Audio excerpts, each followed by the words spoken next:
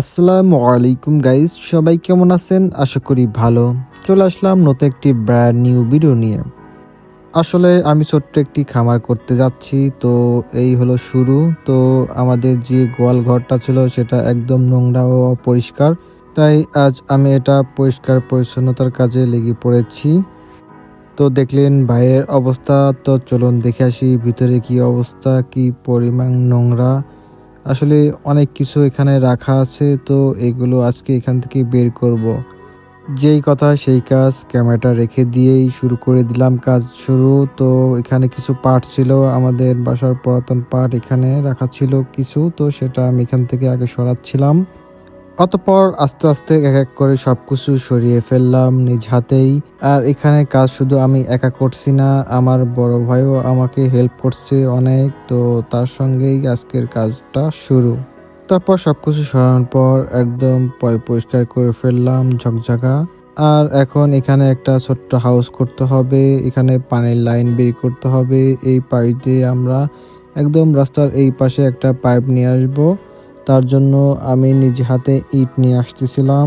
ছোট্ট একটি হাউস করতে খুব বেশি ইট লাগবে না, তাই পুরাতন যে ইটগুলো ছিল বাসার চারিপাশে সেগুলো জোগাড় করে এখান থেকে ধুয়ে পরিষ্কার করতে শুরু করে দিলাম। এক এক করে অনেকগুলা ইট পরিষ্কার করে ফেলছি। তারপর দেখি আব্বু ও ভাইয়া মিলে এই বালুগুলা পরিষ্কার করতেছিল, কারণ এটা বাসার পাশে অনেক দিন পড়েছিল, তাই এটা পরিষ্কার করতে হচ্ছে। তো ভাবলাম ভাইয়া ও আব্বু যখন কাজে হেল্প করছে, তো আমি বাজারে চলে যাই। বাজারে তারপর চলে আসলাম, এসে এখান থেকে একটা পাইপ নিয়ে যাব। তারপর আমার পছন্দ মতন একটা পাইপ নিয়ে নিলাম, এটা নিয়ে এখন বেরিয়ে পড়ব। আসলে আমি খুবই লজ্জা পাই বাইরে কোনো মানুষের সামনে ভিডিও করতে, তাই ওইখানে কোনো ভিডিও ফুটেজ নিতে পারি নাই। অতঃপর আমি এক বস্তা সিমেন্ট ও ওই পাইপটি একটি ভ্যানে উঠিয়ে দিয়ে বেরিয়ে পড়লাম বাসার উদ্দেশ্যে।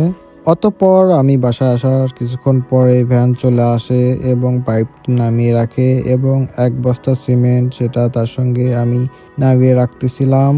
অতঃপর আমরা যেখান দিয়ে পাইপটি এপার ওপার করবো সেখানে নিজ হাতে কাটিং করতেছিলাম। মেশিন দিয়ে এটা কাটতে গিয়ে আমি তো পুরাই সাদা হয়ে গেলাম।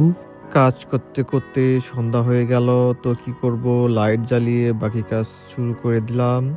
এদিকে ভাইয়া মশলা মাখাচ্ছিল। তারপর এখানে হাউস করার জন্য কাজ অলরেডি হয়ে গেছে প্রায় অর্ধেক। আসলে নিজেদের এই টুকিটাকি কাজগুলো যদি নিজেদেরই জানা থাকে, যদি পারা যায়, তাহলে মিস্ত্রির প্রয়োজন হয় না। তো আমরা নিজেরাই এই কাজগুলো করতেছিলাম। আসলে দিন রাত মিলেই কাজগুলো করতেছি আমি আর ভাইয়া। ভাইয়া প্রচুর পরিমাণে হেল্প করতেছে, কারণ আগামীকালকেই গরুর বড় হাট, সেখান থেকেই যদি চয়েস হয়ে যায় ইনশাল্লাহ গরু নিয়ে আসবো। এই হচ্ছে ছোট্ট হাউজের ফাইনাল লুকস। তো এটা দেখতে কেমন হয়েছে কমেন্টসে অবশ্যই জানিয়ে দিবেন। এই হাউস দিয়ে গরুর যে মলমূত্র বা গোসল করানোর পানি সেটা প্রবেশ করবে এই পাইপ দিয়ে। পরের দিন আমরা বাজারে যাই। বাজারে গিয়ে কি কি গরু কিনলাম, কয়টি গরু কিনলাম এবং কত দূর গিয়েছিলাম সেটা ইনশাল্লাহ পরবর্তী ভিডিওতে জানিয়ে দেওয়া হবে। ততদিন সবাই ভালো থাকবেন। আসসালামু আলাইকুম।